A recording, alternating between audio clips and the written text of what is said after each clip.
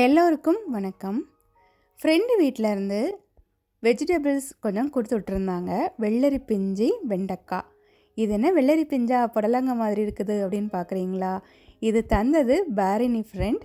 இது பஹ்ரைனில் விளைஞ்சது. அதனால் இது பஹ்ரைன் வெள்ளரிக்காய், பஹ்ரைன் குக்கும்பர். வெண்டைக்காவும் பஹ்ரைனில் உள்ளது தான். வெண்டைக்காய் வந்து குட்டி குட்டியாக அழகாக இருந்துச்சு. இது வந்து வெள்ளரி பிஞ்சு நல்ல புடலங்காய் மாதிரி பெருசாக இருந்துச்சு. ஆனால் டேஸ்ட் வந்து வெள்ளரி பிஞ்சு மாதிரியே தான் இருந்துச்சு.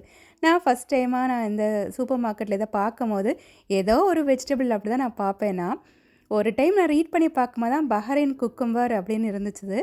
இவங்க வந்து இந்த குக்கும்பரை வந்து நார்மலாக சாலட் போட்டு சாப்பிடுவாங்க, இல்லை பச்சையாக சும்மாவே சாப்பிடுவாங்க. நம்மளை மாதிரி குழம்பு, நம்மளுமே வெள்ளரி பிஞ்சை வச்சு குழம்பு பண்ண மாட்டோம்ல. நான் அவங்க கொடுத்ததுனால இந்த வெள்ளரி பிஞ்சு, பஹ்ரைனில் உள்ள வெள்ளரி பிஞ்சு எப்படி இருக்குது, பஹ்ரைன் குக்கும்பர் அப்படின்னு உங்களுக்கு தெரியறதுக்காக நான் அதை ஒரு வீடியோவும் எடுத்துகிட்டு ஒரு 2 சாலட்டும் குக்கும்பர் வச்சே நான் பண்ணிட்டேன்னா. ஃபஸ்ட்டு வந்து இந்த குக்கும்பரை நல்லா நம்ம கழுகி எடுத்துகிட்டு வந்து இந்த மாதிரி ஸ்லைஸ் பண்ணலாம். ஸ்லைஸ் பண்ணியாச்சுன்னா நல்ல தின்னாட்டு இருக்கும். இந்த சாலட்டில் அது கொஞ்சம் நல்லாயிருக்கும் சாப்பிட்றதுக்கு.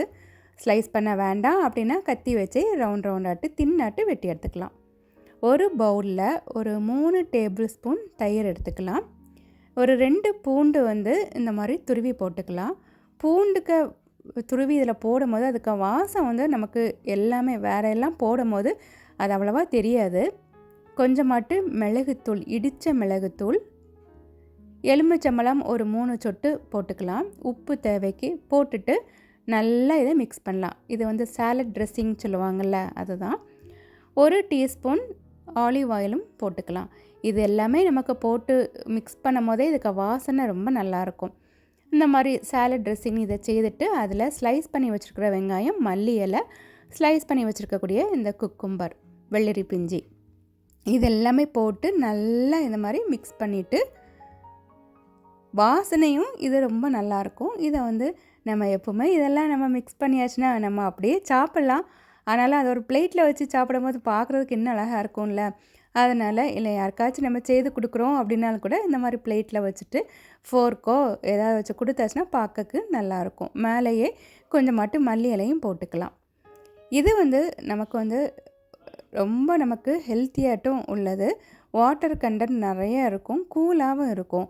இது வந்து டயட் இருக்கிறவங்க கூட இது வந்து நார்மலாட்டு சாப்பிட்லாம். இது பேலன்ஸ் இருக்கக்கூடிய பாதி இது நல்லா பெருசாக இருந்துச்சுல, பாதியில் நான் அந்த மாதிரி சாலட் பண்ணேன். மீதி பாதியில் இன்னொரு மெத்தட்லையும் குக்கும்பர்லேயே சாலட் பண்ணலாம் அப்படின்ட்டு நான் இன்க்ரீடியன்ட்ஸ் எல்லாமே எடுத்து வச்சுருக்கேன். இதில் வந்து சீஸ், ஆலிவ் இதெல்லாம் நான் போட்டிருக்கிறேன்னா, சீஸ் ஆலிவ்லாம் வேண்டாம் அப்படின்னா அதெல்லாம் ஸ்கிப் பண்ணிவிட்டு நார்மலாட்டு பண்ணலாம். சாலட் ட்ரெஸ்ஸிங்க்கு அதே மாதிரி இதுலேயும் ஒரு 3 டேபிள் ஸ்பூன் தயிர் எடுத்துக்கலாம். இந்த சாலட் வந்து நமக்கு வந்து மத்தியானம் நமக்கு சாப்பாடு கூட சாப்பிட்னாலும் சாப்பிட்டுக்கலாம், இல்லைனா நமக்கு காலையில் சாப்பிட்னாலும் சாப்பிட்டுக்கலாம். இதில் ஒரு 2 பூண்டு வந்து அதுக்கு பண்ண மாதிரியே தான் இதில் அதையுமே துருவி போட்டுக்கலாம். இதில் வந்து சில்லி ஃப்ளாக்ஸ் வந்து போடுறோம். உங்களுக்கு பெப்பர் வேணால் பெப்பர் போட்டுக்கலாம். ஆலிவ் ஆயில், உப்பு எல்லாமே நமக்கு அதில் பண்ண மாதிரி தான் எல்லாமே இதில் போட்டு மிக்ஸ் பண்ணிவிட்டு 2 சொட்டு எலுமிச்சம்பழமும் போட்டுக்கலாம். போட்டு நல்லா மிக்ஸ் பண்ணிவிட்டு ஸ்லைஸ் பண்ணி வச்சுருக்கக்கூடிய ஆனியன், ஆலிவுமே சில நேரங்களில் நமக்கு ஸ்லைஸ் பண்ணது கிடைக்கும். அப்படி இருந்தால் இன்னுமே நல்லாயிருக்கும். இந்த பிளாக் கலரில் ஆலிவ்லாம் இருக்குல்ல, அதெல்லாமே பிஸாவில் போடுவாங்கள்ல, அதை மாதிரிலாம் இருந்தால் கூட போட்டால் இன்னும் நமக்கு கலர்ஃபுல்லாக இருக்கும். இதை வந்து இந்த மாதிரி நம்ம வந்து பீல் பண்ணி போடலாம். குக்கும்பர் நார்மலாக நம்ம கட் பண்ணி வைக்கிறதுக்கு பதிலாட்டு இந்த மாதிரி பீல் பண்ணி போடும்போது இதில் மிக்ஸ் பண்ணி வரும்போது நமக்கு எடுத்து சாப்பிடும் போது ஒரு மாதிரி பெரிய பெரிய நூடுல்ஸ் மாதிரியும் இருக்கும். டேஸ்ட்டுமே கொஞ்சம் நல்லா இருந்துச்சு. கொஞ்சம் மல்லி இலையும் இதில் போட்டுட்டு, செலரி அந்த மாதிரிலாம் கிடைக்குன்னா அதை போட்டுக்கலாம். இப்போ நமக்கு இதில் மல்லி இலை இருந்துச்சு.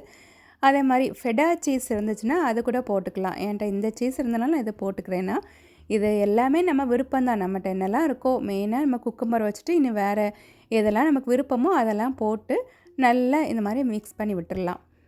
இதில் நிறைய பேர் வந்து மயனேஸ்லாம் கூட போடுவாங்க. மயனேஸோடய நமக்கு இந்த தயிரெல்லாம் போட்டு நம்ம சாப்பிடும்போது நமக்கு கூலாகவும் இருக்கும், நமக்கு வந்து உடம்புக்கு நிறைய இந்த மாதிரி வாட்டர் கண்டனும் நமக்கு கிடைச்ச மாதிரியும் இருக்கும்.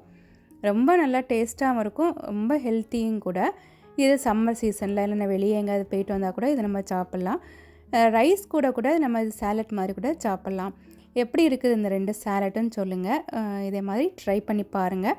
நம்ம ஊரில் கிடைக்கக்கூடிய நார்மல் குக்கும்பர் வச்சு இதை வந்து செய்யுங்க. டேஸ்ட் வந்து இந்த பெரிய குக்கும்பர் தான் மாதிரி தான் பெரிய குக்கும்பராக இருந்துச்சு தான். ஆனால் டேஸ்ட் வந்து நார்மலாக நம்ம ஊரில் கிடைக்கக்கூடிய அந்த நார்மல் குக்கும்பர் மாதிரி தான் இருந்துச்சு. அந்த வெள்ளரி பிஞ்சு மாதிரி தான் இருந்துச்சு. ட்ரை பண்ணி பாருங்கள். தேங்க்யூ.